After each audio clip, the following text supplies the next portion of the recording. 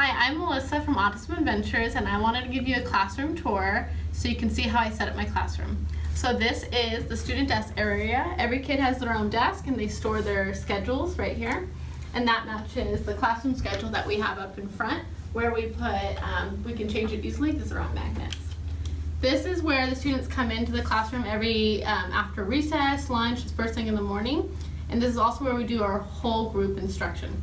So we'll do calendar while they're at their desks, and we'll be doing a morning meeting at their desk. And also in the front, I like to store timers, magnetic timers. I store icons and some classroom essentials so that they're easy to grab when we need them during whole group lessons. Also up here is where I post my 5 rules. These are the same 5 essential rules we use throughout the day, the basics that help keep everyone safe in a safe learning environment.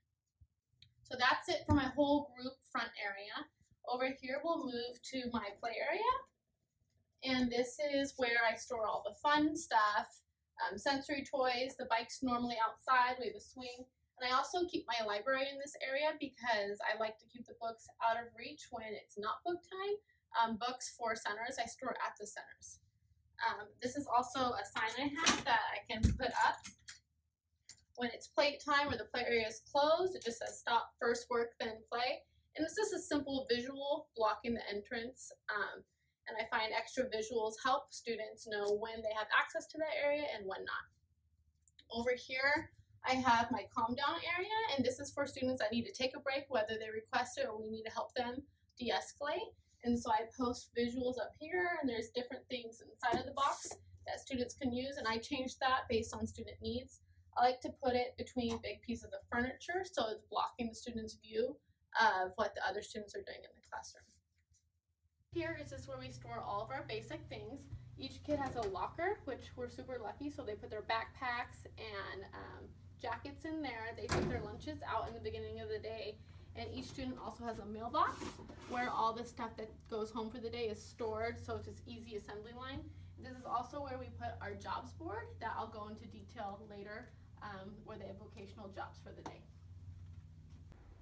So over here is my first work center. I have 3 work centers in my classroom. The first one is a blue table. I label each table by a color. So they're labeled with the hanging balls, and then there's also visual spots. So you can assign kids the same spot every time, or you could say choose a spot, or you can spread them out. I put 4 spots at each table. I don't always have 4 students at each table, but if I don't put the spots on the table, I'm going to get all 3 kids right here. So I just like to be able to spread them out. The blue table is where I do all math and life skill, money skill, time skill, stuff like that. I have everything that I need for the blue table within reach, whether they're in drawers or bookshelves, so that the aide that's running the center doesn't have to get up and run around, so it's all right here. I also have a bunch of hanging adapted books that can be used for early finishers or to keep kids engaged while other students are working. So this is my first table. And then in between 2 work centers is where I store all my task boxes, and I'll go into detail about that later. But there's this different tasks, there's 24 different boxes, and I also store not all of my file folders, but a lot of file folders up here. So the next center I have is my red table. It's just like my blue table where it's labeled and has visual spots. I have shelves behind my desk, so whether it's me or an aide working at the center, everything's within reach. I don't have to get up, and my kids are engaged the whole time.